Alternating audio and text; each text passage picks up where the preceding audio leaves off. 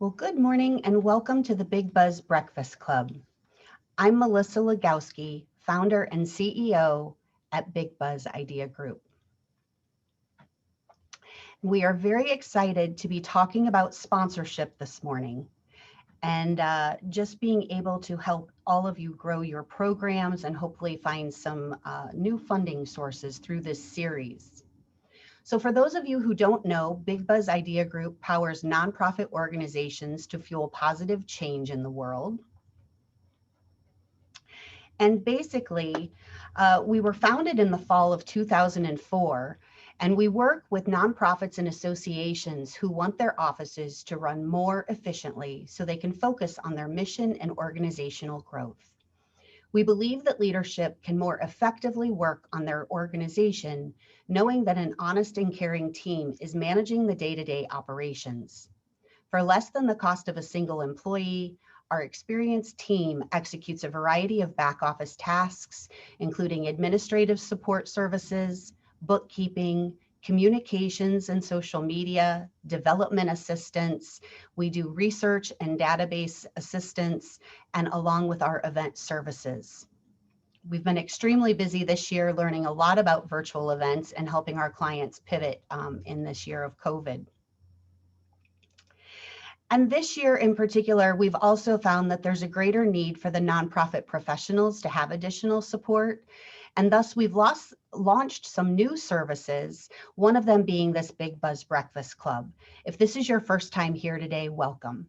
We are hosting these events the second Thursday of every month. They are free to the nonprofit world as a way to just be able to share our knowledge and to be able to support professionals in their growth during this time. We also have launched the Roundtable program, which meets the third Thursday of each month. And it is a deeper dive with a smaller group where it is more participatory and workshop oriented. And we follow up on the theme of the Breakfast Club for that month.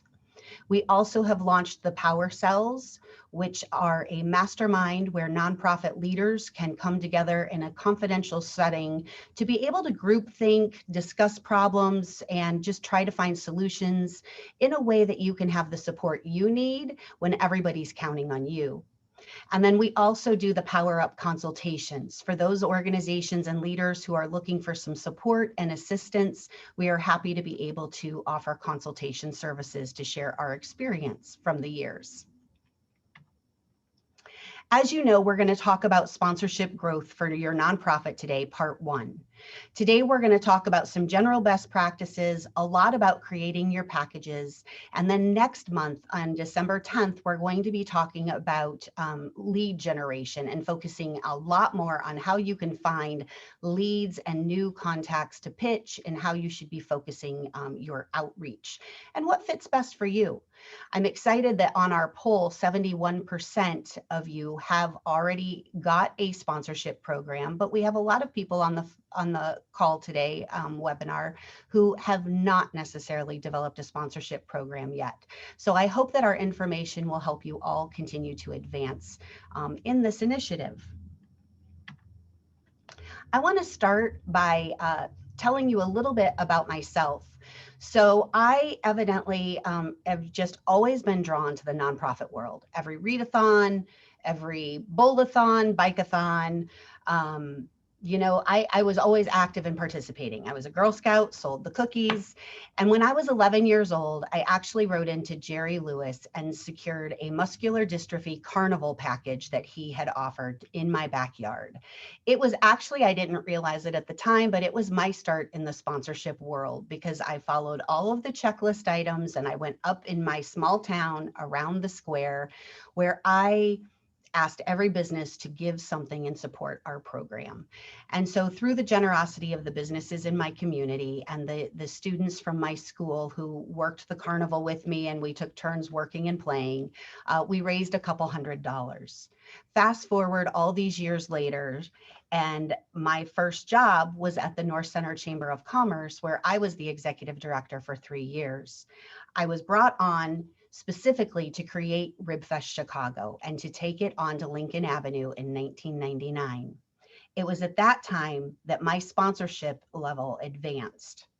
And now over the last 21 years, I've actually secured all of these partners as well as worked with a variety of others. These are just some of the highlights.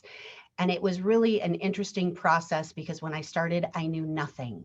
And that is a big part of, what we are doing with this Breakfast Club is when I started as an executive director, I really didn't have a lot of resources. The internet wasn't what it was today. Facebook wasn't around. There were no groups. There were no associations that I was aware of at the time.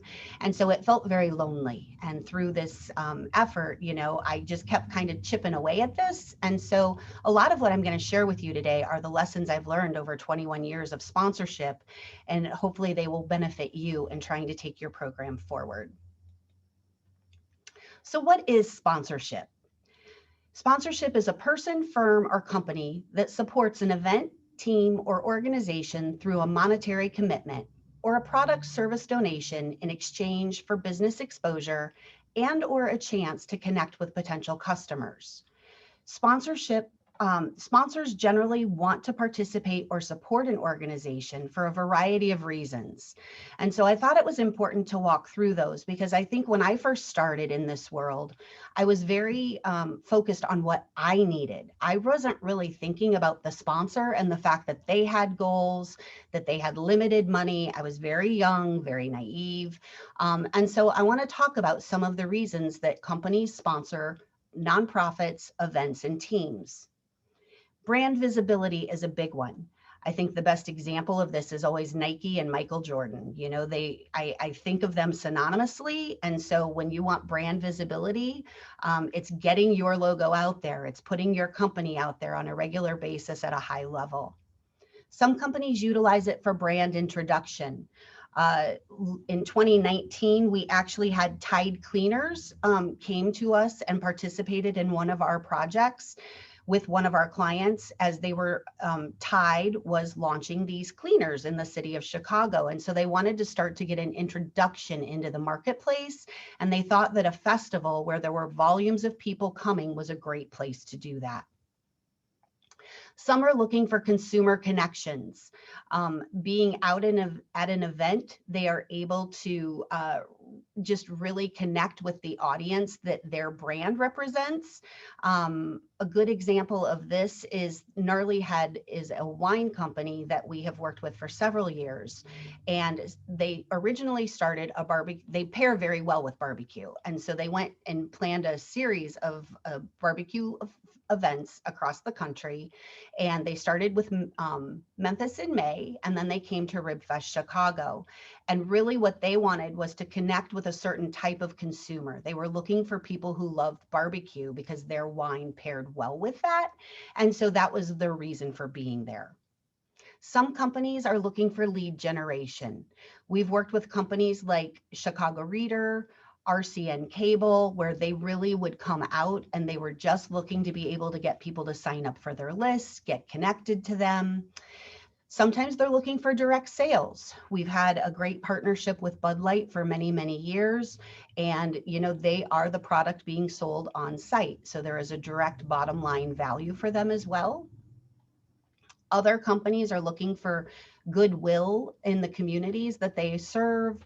Communities, corporate social responsibility is really important these days. So a lot of companies are looking for ways to have a presence and to be able to let the communities and the cities that they're in know that they're giving back and doing their part to try to impact positive change. Sometimes corporate sponsors want to reach niche audiences. I think my best example of that is that we have a violin company we've worked with on a fiddle contest that we coordinated. And, that is a very specific audience, a very specific connection, but it was the right fit for a violin company. And so sometimes people are looking to find those niche audiences, and your events can often deliver that, or your organizations. Sometimes it's general community support. I think lots of times making connections in the direct community you serve, whether that be through your board or your actual physical neighborhood, community support is a really important role in all of this for a lot of small nonprofits, actually nonprofits of all size. Also, employee engagement.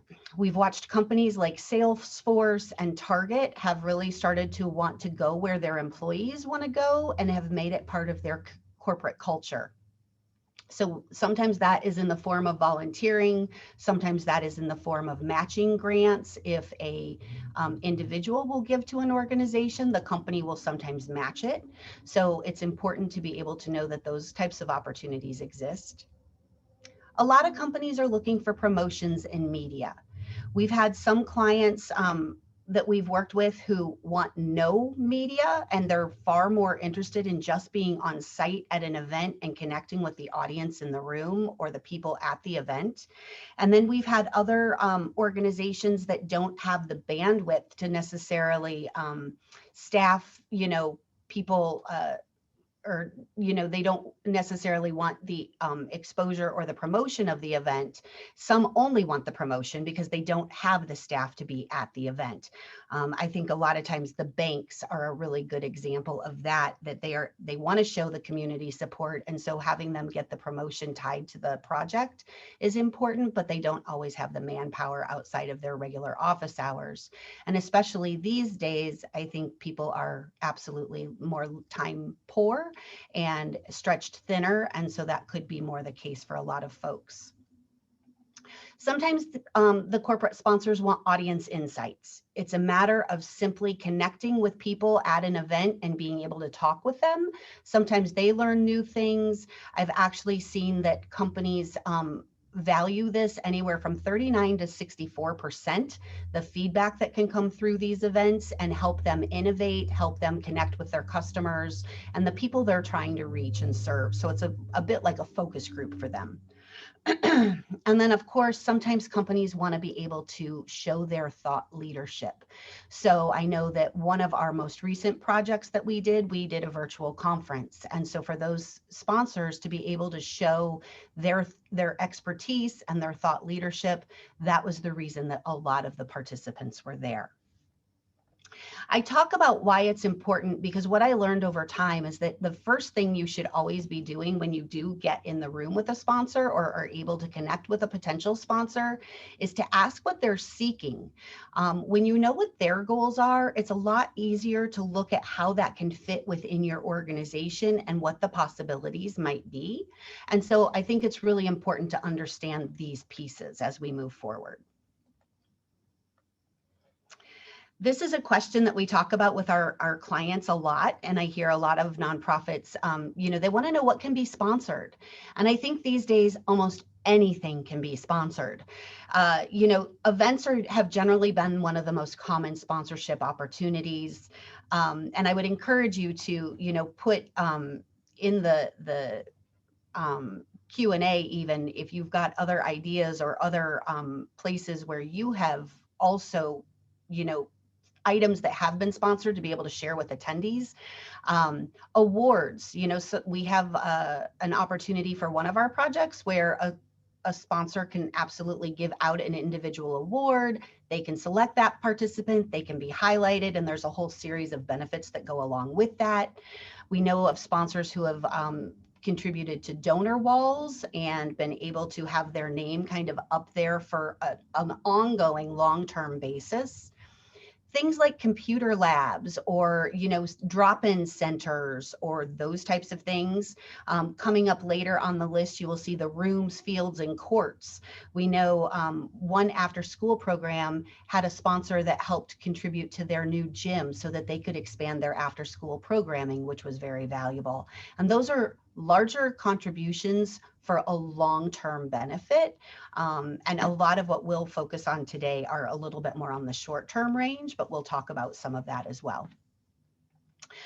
Vehicles, if you have vehicles for your organization, being able to do a vehicle wrap or some kind of branding on that vehicle to show your logo and the company that helped make that vehicle possible can also be a good fit.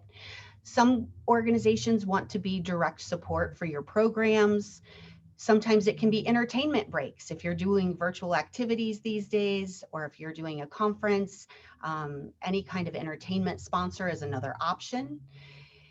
Meals as well. So you can have luncheon sponsors, breakfast sponsors. You can still be having, I think some organizations are doing wine tastings, beer tastings, and other types of snacks and deliveries. And so those things all come with a cost. And having a company that's willing to sponsor that can be very beneficial and very easy to integrate into the right project. Technology, these days we all need a lot more of it, and therefore having a sponsor who can help you fund that can be also valuable.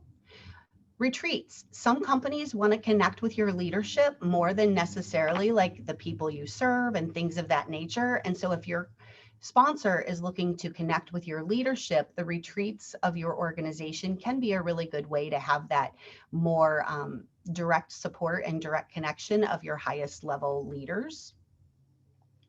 Also, your volunteer program. We have utilized, and we will talk about it a little bit more in detail, but we've had some companies who really want to be able to have support of the volunteers, knowing how important that is to an organization. And sometimes they may give, shirts or tchotchkes or whatever to the volunteers, in addition to kind of having that branding that reaches the people who serve your organization in that capacity. If you have an annual video, I think video has become something that we're all testing out, we're all trying more of, and it's not as expensive as it used to be. It used to be really cost prohibitive for a lot of organizations, but if you still do an annual video, or if you still want a higher level video for, taking your virtual ask online and things of that nature, having a sponsor underwrite that and be the sponsor of that can be very beneficial. And then that video can, again, have a longer life. It can be on YouTube. It can be utilized throughout your organization for a period of time where that sponsor will continue to get exposure. You can tie it into direct services for depending on the type of organization you are. I am not familiar with all the types of organizations on our webinar today, but I think that if you are a homeless shelter of sorts or helping those that are homeless, then maybe providing beds is something that a sponsor could provide, and knowing how many beds they can provide really could be a meaningful impact for that organization and something they would be happy to sponsor. It could be meals for the hungry. It could be backpacks for children in need. So I think really looking at tying in sponsorship to your direct service and maybe talking about how many of each item at different levels can also be a way to get the community and sponsors to support you. And then, of course, these days in the virtual realm, sponsors can even sponsor a breakout room.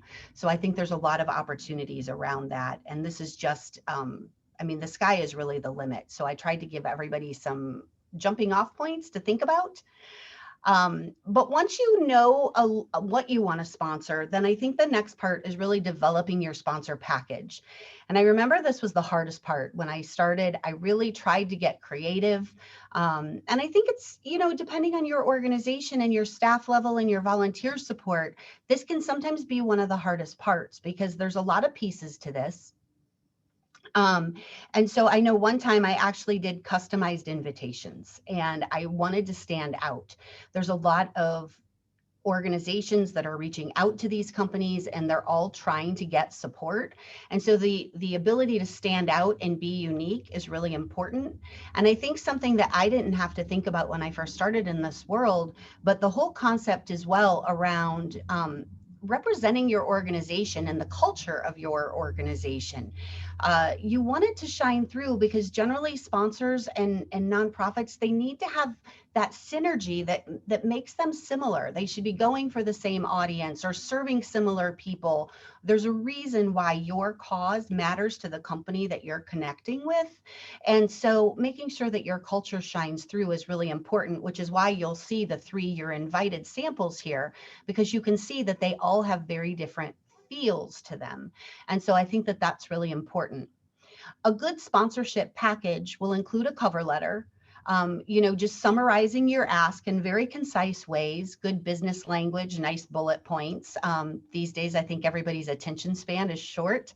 And so getting to the point and highlighting why somebody should continue with the package is really important. You want to be able to include information about your organization so that a potential sponsor receiving your package can look at the information and know what it is that you're offering and what you're about. You also want to include some data, maybe infographics if you have that for your organization. Obviously, you want to include the sponsorship options that they can select from, and then you want to include a registration form. I'm going to show you some different examples of these different pieces today based on projects that we've worked on, just so you can see how this can be done in a variety of different ways.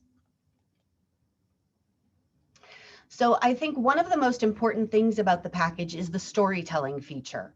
We often recommend a promo page is what we call it, and it usually is trying to tell your story with some pictures. You want to include demographics and statistics about your organization because you want to, again, let an organization know who it is you are, who you're trying to reach, who you're serving, and why should they connect with you. You want to be able to talk about the impact of your organization. A lot of times people want to know what you're accomplishing, and that will help them decide if you're the right fit for their initiatives. Talk about the goals. What are you trying to accomplish? People want to help other people, and I think that really letting them know that you're shooting ahead. I love always talking about the concept that, you know, you should have financial goals that are trying to lead your nonprofit forward. And I think a lot of times, you know, when people come to budgeting, a lot of them just kind of wash, rinse, and repeat, or maybe minimal growth on kind of what the budget looks like for a year. But really share the goals of your organization. If you're trying to launch a brand new, you know, program, or if you're trying to hire 3 more people because the need of what you're offering is so great, those are really important things that the audience that you're reaching needs to know, because it will help you grow. And if you keep, you know, if you really want to grow the organization, you need to be shooting forward and you need to be sharing those stories. And I think, you know, again, it ties into with, why does your cause matter? Why does the work you're doing matter? What difference are you making? And who, you know, how many people are you reaching? Why is it important? Because it's important for companies to know what they're connecting with and what kind of a benefit and an outcome they can help affect. I want to share a couple of examples and walking through when you're putting a sponsorship package together. So this is an example of a before picture. So one of our clients, we helped the Six Corners Association revamp an entire annual sponsorship program. We do a lot of sponsorship programs that might be event focused, but we've also done some that stretch out over the course of a year. And therefore, this is a before picture where they were highlighting one of their events. And when we started to bring it all together, we started to tell the picture, or tell the story with pictures. And so I think when you start to look at the difference between these two items, right? This is more impactful. This is attention grabbing. This starts to talk about the small businesses in that community. It started to talk about Culver's moving into that neighborhood and the fact that they were getting some larger anchors. It talks about their art. The Portage Park, or the Portage Theater, has been there and in a historical landmark. And so this ended up being the cover that we started to utilize to attract potential sponsors to the organization. As I mentioned, we started to share the demographics. We wanted people to know that the business community was constantly trying, a lot of the benefits were going to be tied to reaching the residents in the neighborhood and who they're working with. And so we, you know, shared information about the age range.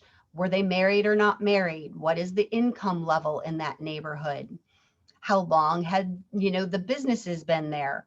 There was also a page of information about the makeup of the residents that I did not show here, but that was important for this particular initiative, talking about the median age, the total population, and letting people know what the reach was of that community. They also had some strong ethnicity pockets in that neighborhood, and so that was promoted heavily in the package because we thought that that would matter for the companies that they were looking to get involved in their sponsorship program.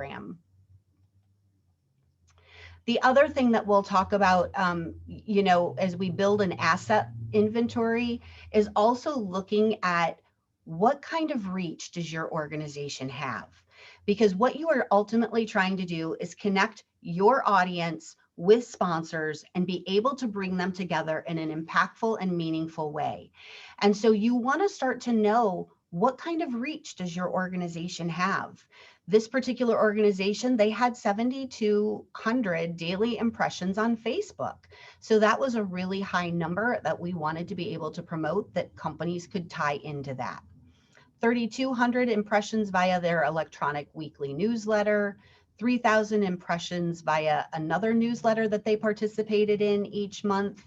They had 92,000 vehicles pass through their neighborhood on a daily basis because they had a 6 corners intersection where they could display banners and signs. And so when we started to look at the inventory, that became really meaningful, as well as these other stats that are included here. So, I think it's important to take the time when you are doing the asset inventory, which we'll talk about, to get some real data behind your numbers. These are a couple more promo type pages that we have worked with our clients on. So we serve NAWBO Chicago, and we have the front page is just a story and pictures, right? Your sponsorship in NAWBO provides empowerment and knowledge and leadership and growth, and helps these women to be better and to reach higher and to be all that they can be. And so as you look at those pictures, these are all real women. I think trying to utilize real photos from your organization and capturing photos is so incredibly important, and something I did not have the value or the benefit of working with a lot of photos in my early days, but I encourage all of our nonprofits now to always utilize a photo library and really be able to collect those stories and those images, because they go a lot further than stock photos. I don't know how many of you, I laugh, and the day of, as we're creating websites, launching websites, and doing more of that work, there's so many times that I'll see like the same woman at the same podium on multiple pieces in multiple organizations. And you just know then that it's not genuine. It's not as genuine. It may be a good representation, but it's just really better if you can try to capture good photos and be able to show your actual people. And then oftentimes when you're highlighting those people too, then other people that they can share it with, they'll want to share it more, and it just really helps expand the reach. And I think on social media, you've got more to tag and more to help your organization get some additional exposure. You'll see that for NAWBO, their strength is in their numbers. And so, they represent the female business owner community, which is 1.6 million firms in the country. They generate 1.7 trillion in sales, and they employ over 9 million people. So having sponsors be able to understand what this audience looks like, again, super valuable when I'm talking to sponsors and trying to get them to support the organization. This is another style. RibFest Chicago has been, obviously, it was something I started as the executive director at North Center. It also has been a big buzz project for several years. And so you will see, these two slides were part of a presentation packet, and it's all about the barbecue and the music. That has been the focus of this event for many years. And so the cover really highlights that, focuses on that. It focuses on independent artists, which is something we've been proud of. And then the backside shows the statistics, talks about the history of the organization, and it shows everybody enjoying barbecue, because that's what this project is all about. So just another way to kind of tell the story and be able to design your package. As we talk about these sponsorship packages, there really are two sponsorship theories. So there is one that, I have always utilized standardized packages. I didn't have the time to do individual packages for every outreach that I would do, although there are some sponsorship specialists out in the industry who absolutely think that a customized package is the only way to go. Personally, I think everybody's strapped for time. And I think having a generalized kit does serve you well from the standpoint that you're able to have some a basic outline and some standard packages so that you start to have your negotiation points. If you don't have the whole outline created, which we will talk about, and I will show you some examples, but if you don't do that, then it can be much harder to have a negotiation with somebody, even on a targeted package, because you may not know kind of where your own breaking points are, or where you are willing to give or not give. But sometimes if you think about some of the larger organizations going for, if you're doing a $25,000 ask, by all means, a targeted outreach might be far more beneficial, because that is going to be a different kind of negotiation and a different kind of ask. I think a lot of the targeted sponsorship, pitches and outreaches, I think they come sometimes more with sports arenas. It's always a big example of where I think that those types of things work best. But I think some organizations have also very deep-rooted connections with their sponsors and their supporters. And I think that a targeted ask might be beneficial in certain cases. I know that I've had to do the generalized. We've been very successful, and we will talk about how you can utilize the generalized and still negotiate with that sponsorship kit in just a little bit. The standard packages also give multiple options. And so when you're new in this arena or not as experienced at sponsorship asks, I think it's really nice to be able to show a potential prospect all of the options at different price points, because you don't want to make the price decision for them. When I first started out, there were times that I was afraid to ask for too much because I just wasn't a salesperson. And so really starting to step into the fact that they could see an offering at 500 and an offering at 1,000 and 1,500 and 2,500 and 5,000. When we first started the RibFest Chicago sponsorship kits, we had a $25,000 option on there. We didn't have a $25,000 sponsor for probably 8 years into the project, but we kept it out there hoping that one day we would. And as the event grew and the attendance grew and the awareness of that project grew, we eventually were able to secure a partner at that level, and then have multiple partners at that level. And so it just really is the type of thing that it allows people to self-select. It helps with the negotiations, because also letting them know that at what price point certain benefits are available, then it starts to help them identify where they want to fit in and what kind of dollars they're thinking about investing for your program. Obviously, with a customized package, it's often a lot more of a single focus, or maybe only 2 options for a direct outreach to a specific partner. And then again, I think various prices are in the menu option versus a larger price tag for the specific ask. But you have to think about what's right for your goals and your organization, because it's going to be different for everybody. In order to create the sponsorship offerings, it's really important that you start with an asset inventory. So, you want to think about what can your organization offer. And I think that one of the things I will talk about as well is, I think for some organizations, I know like the Six Corners Project, we were able to take that, they were doing a lot of individual outreach. And so every month they were trying to find sponsors for a variety of programs. And by really kind of looking at what you may have over the course of a year, it might be easier and better for you to put everything together so that you can kind of go out for one ask, or people can see all of their options, because you don't necessarily want them to sponsor, maybe if you are, let's say, a humane society or a pet oriented organization. And let's say that they sign up for your January program because they didn't know that in March you were going to have a pet event that would actually be much better suited for them. So, really kind of letting partners see what all you might be doing in the course of a year can be beneficial. And I would encourage you to think about that when you put together your asset inventory, because you either need to look at your asset inventory by event or activity set, or you can look at it for the whole year and what your organization can offer a partner. Lots of times, looking at speaking opportunities. A lot of our partners absolutely want to be able to speak to an audience. They want to be able to look connected to your organization. So whether that be, I know the Illinois pork producers have done some food demonstrations in the past with us. We've had grilling demonstrations at RibFest Chicago as a large event example. And so those types of things, even the thought leadership at the virtual conference we did for NAWBO in September was very successful with a lot of speaking opportunities. Email outreach, you saw in the Six Corners example when we were putting that package together.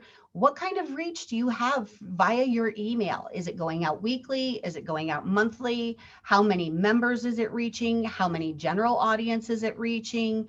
Is it donors? Is it volunteers? Is it, fans? Like, what does that look like? And really kind of breaking that down so your partners know what that reach could look like is a value for you to be able to offer in your packages.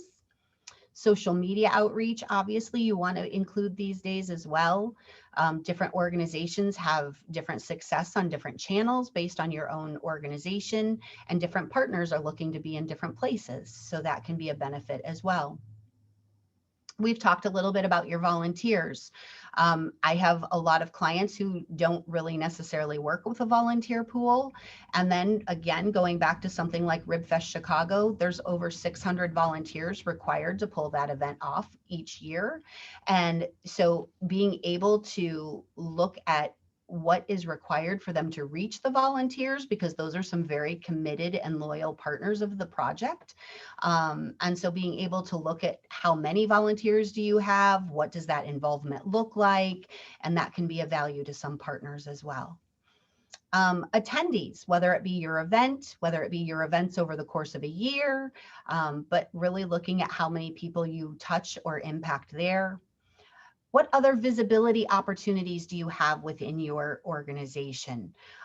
Sometimes it might be an annual meeting. It might be a slide at different presentations you're giving throughout the course of the year. For NAWBO Chicago, we at certain levels of sponsorship, they're able to be included on the slide deck at all of the events where we include slides. Which is up to 6 each year.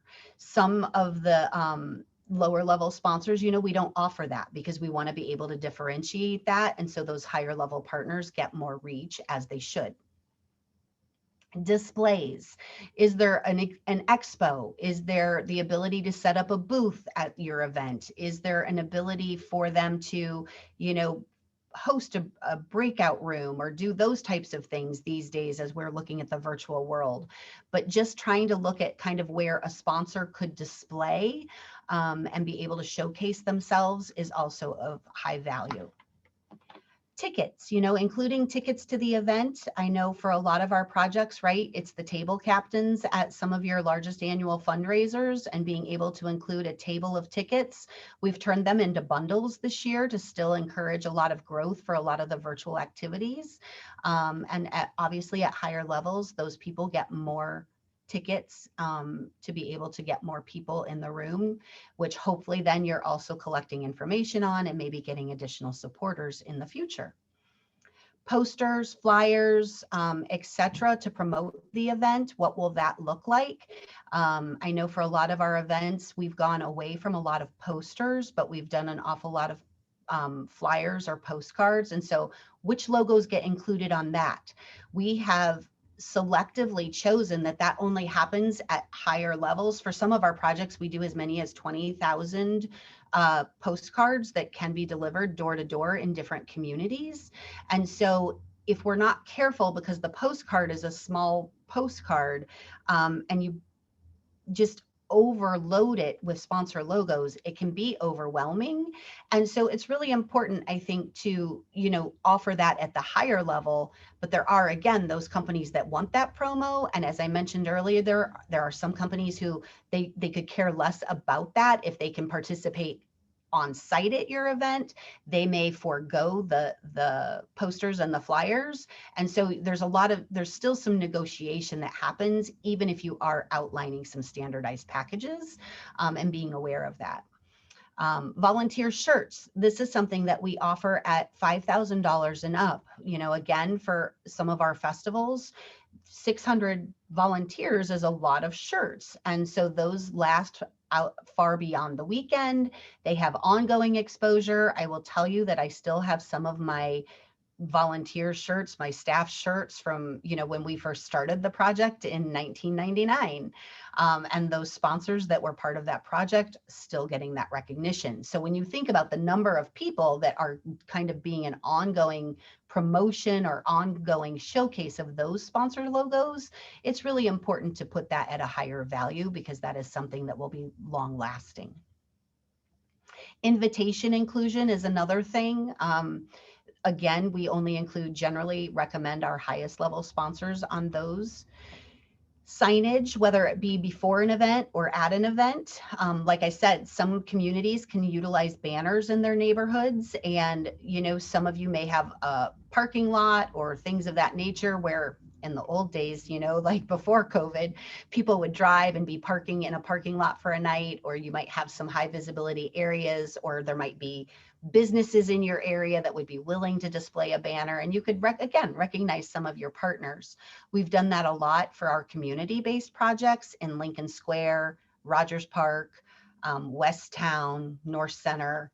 So really kind of leveraging that opportunity, and that's high visibility. As you saw in Six Corners, it was thousands of cars a day that would see that. So if you've got a banner that's up for a couple of weeks, that's some pretty impressive numbers to your largest partners. Again, the speaking ops, I've got that on there twice. Oops. And then, of course, there's website banners and ads too, depending on the structure of your website.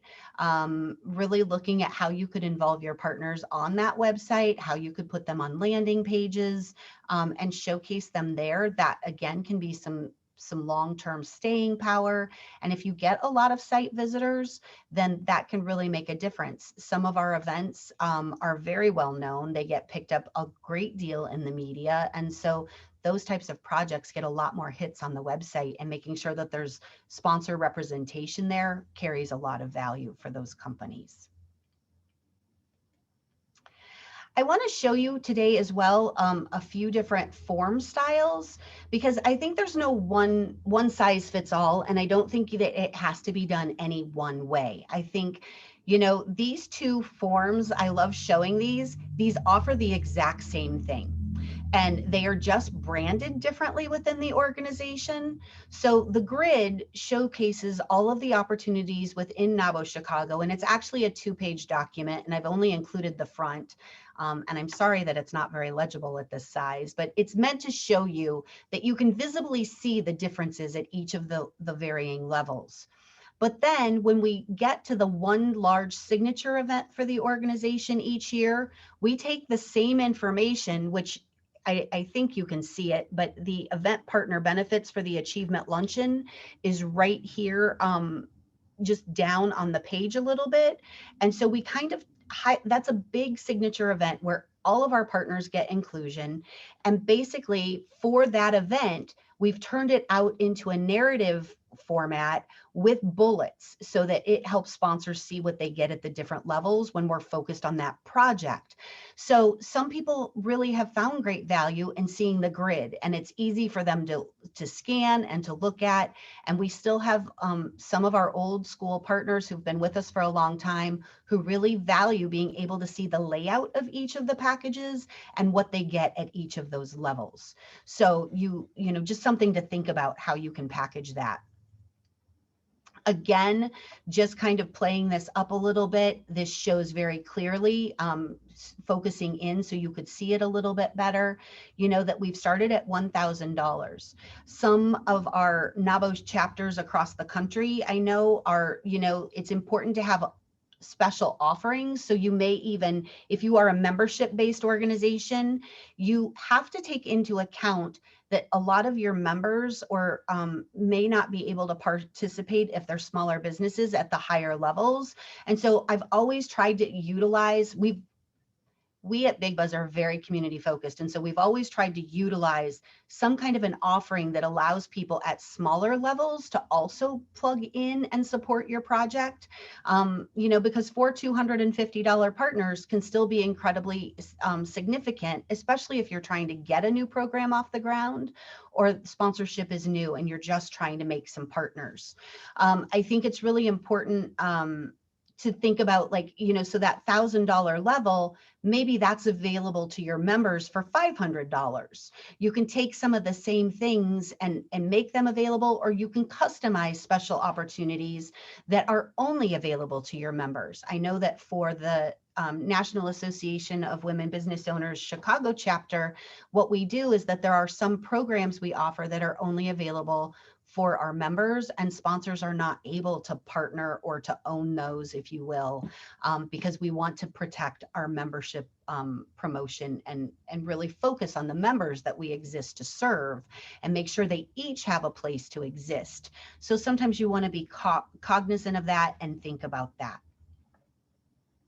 Also, knowing if you are starting off, a new program, what kind of price ranges do you want to start with? For a lot of the communities that we've worked in, we've always tried to make sure there's a lower level of, maybe a 250 and up. Some of our projects, such as Ribfest Chicago, we used to start at a much lower price point, and then supply and demand has forced us to go up to starting at a much higher level, because we only have so much real estate for that particular project, and it's grown over time. So now sponsorship starts at $2,500, but what we've done is, again, have some special offering for the local business members, because the chamber exists to serve those members and businesses. We've added advertising opportunities and really looked at other smaller ways that other people could get involved. But when we're going out to the larger organizations and pitching sponsorship, then, they're getting a higher price point to buy into the project. Here on the one side, the promotional campaign sponsor is one of the excerpts that I took from the Six Corners revised package. And so where you saw at the beginning that they were doing a form for each one of their events, this is just a sample of how they have promotional campaign sponsors 3 times a year.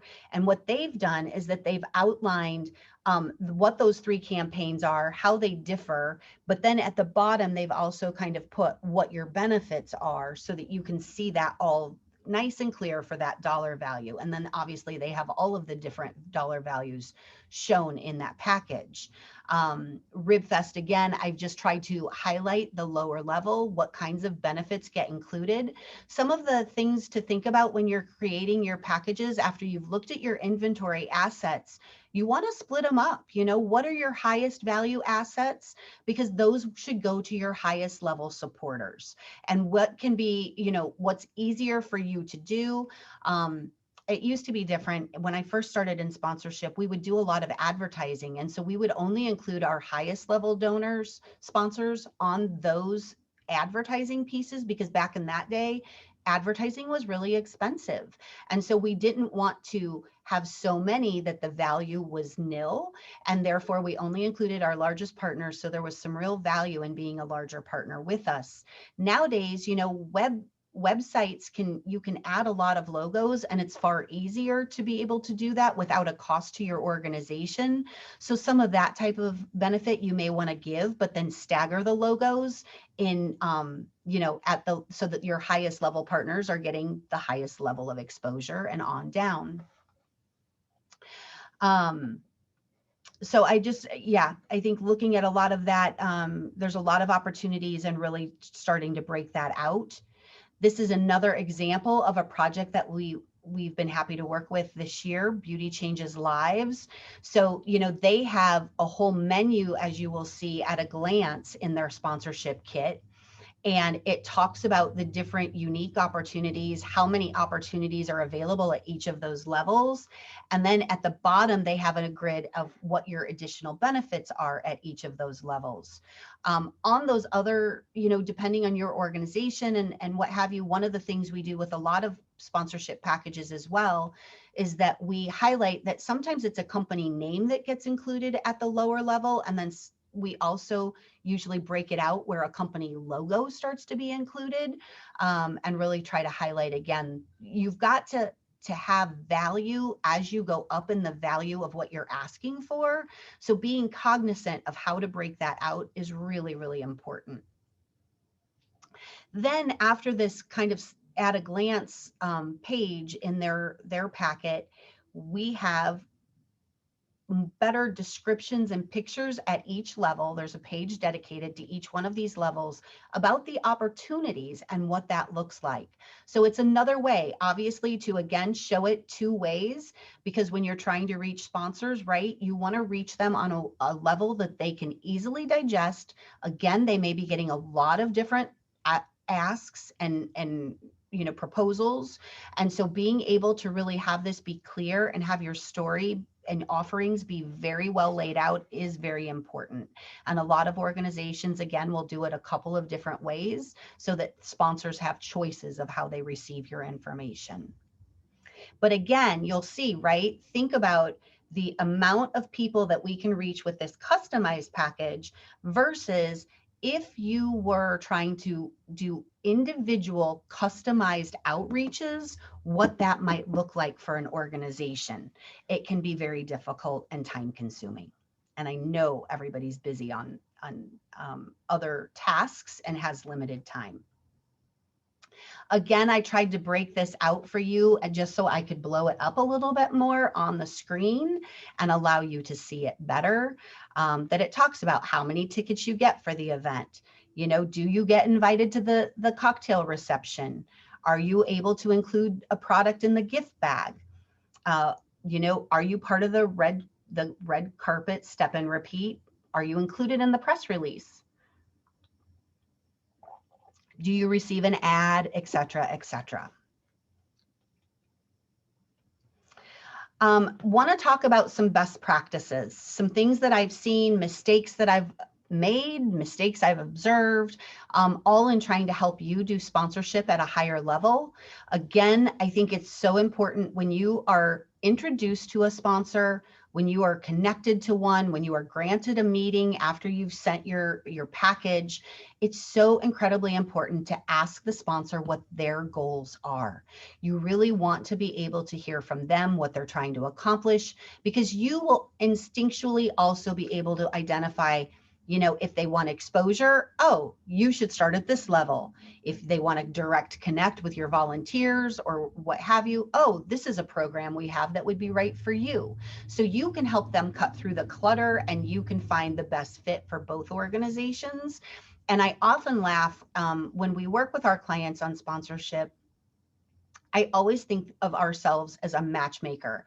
And I have to give a huge shout out to my team who's also on this call today. I'm grateful to each and every one of them, but we become matchmakers. You know, we become absolutely the glue that helps connect a potential partner with a potential client. And then our job becomes to kind of serve both of them. There are two theories on sponsorship. As far as some people are hunters and they're always looking for the largest sponsor that they can get at the given time.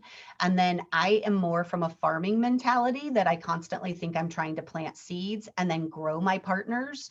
So, you know, when I talk about Bud Light, we have grown our partnership year over year for many years because we worked together so well and because we were honored our agreement. We made good on that agreement. We delivered on that agreement. And so I think that you really start to get more buy-in into your nonprofit and your cause when you are really trying to understand their goals. And when you revisit this even year after year, because corporate goals change. And so understanding what they're shooting for can help you continue to help grow the program with a partner as well, which should always be a goal. Customize the packages to meet your sponsor goals. So while I, have always created the menu options for my partners and our projects, there are still times that you will have to customize to meet a sponsor needs. And that again comes out of that conversation about what they're looking for.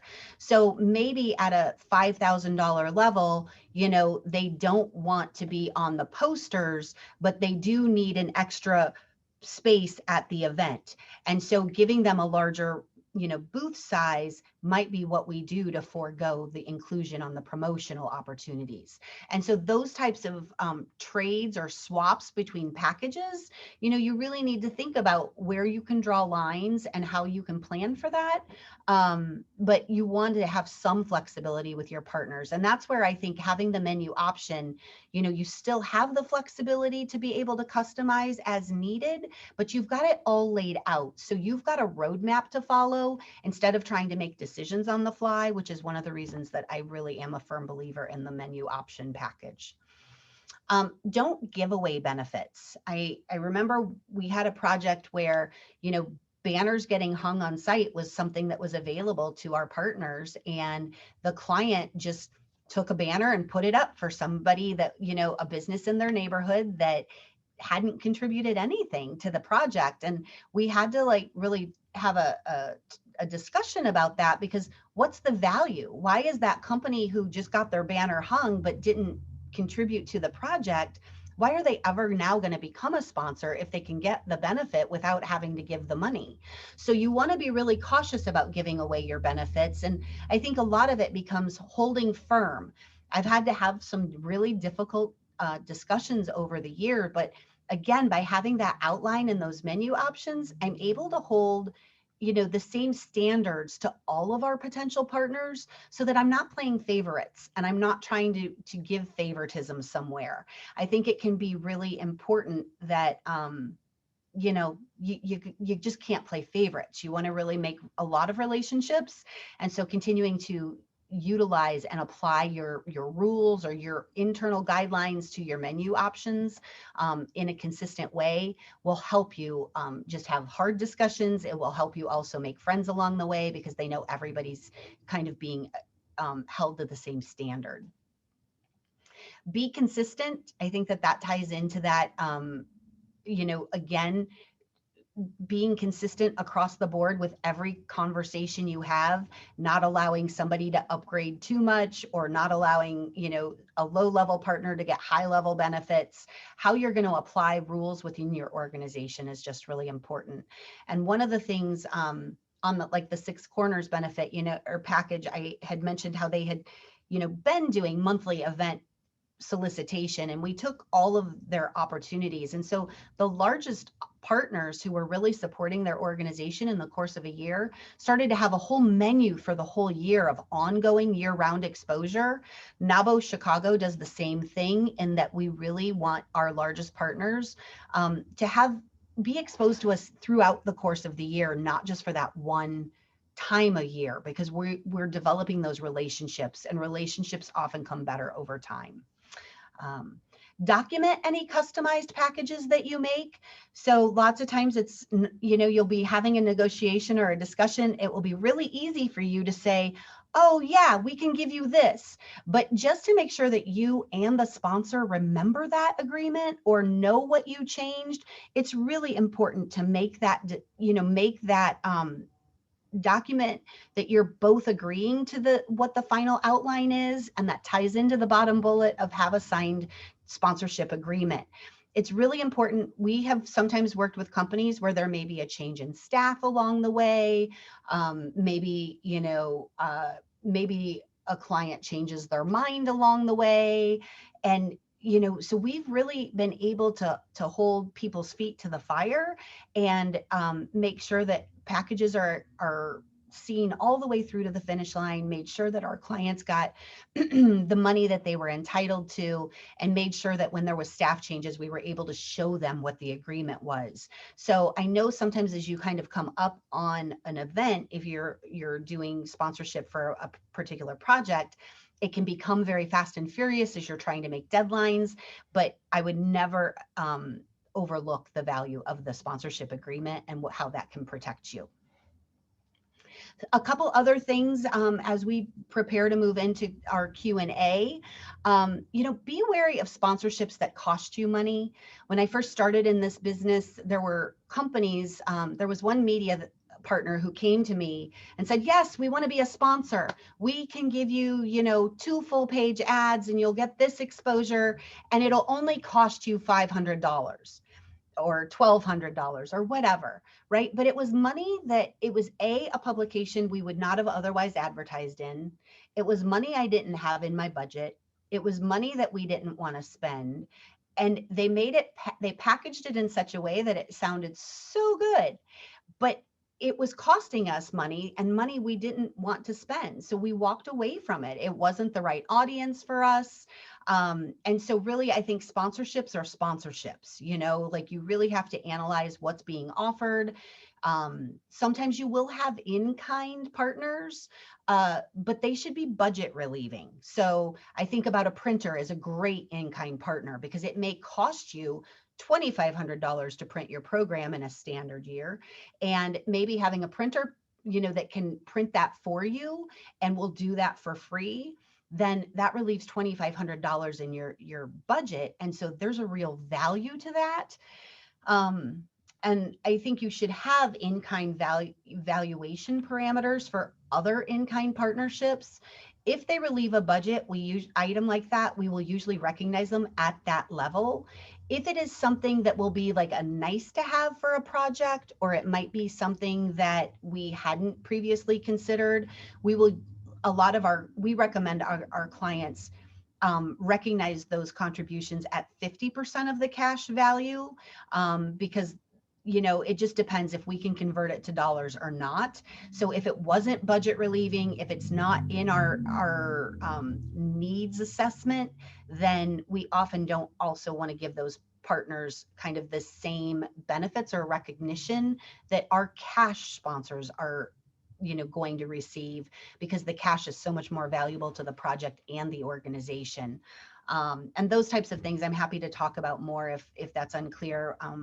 You know, I'm going to offer a special opportunity to chat with each of you about your particular sponsorship, if that would be of value as we wrap up today. But those types of things are kind of some nuances. And I think having policies around some of the other pieces as well is important. You know, if you're a membership-based organization, how much are you going to share data? How much do you want to protect the privacy of your donors, your clients, your volunteers, your, you know, your members, whatever that might look like? It's really better to have a clear data sharing policy on the front end, so then you can just issue it. Sponsorships that don't align with your organization, you know, really be aware of that as well.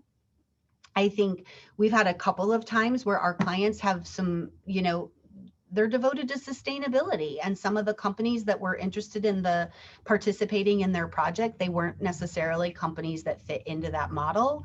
And so the client actually decided that it wasn't the right fit and they didn't want to pursue that partnership. So know what you stand for and be really clear on that, so that when partners come, that you can evaluate if they're the right fit for your organization as well. And again, I already talked as well about sponsorships that don't add value. If something doesn't add value to your project, having a policy about not accepting them onto your project is really important, because, you know, if you just take people to take them, then you're undermining the value of those who are really benefiting your project, giving you money, etc. And again, you don't want to be giving away benefits for free, because or unnecessarily. There's only so much to give, and you really want to make sure that your highest level partners that you really want to grow and that you are the most appreciative for are feeling the love and not feeling, you know, kind of nudged out, or you know, like there's not extra value for them. So I think guarding against sponsorships that don't add value is a really important policy for you to think about as well. With that, we've covered an awful lot of ground in a very short amount of time, but I would love to, you know, hear from anybody if you've got questions, if there's anything that we can address. So please feel free to share that now.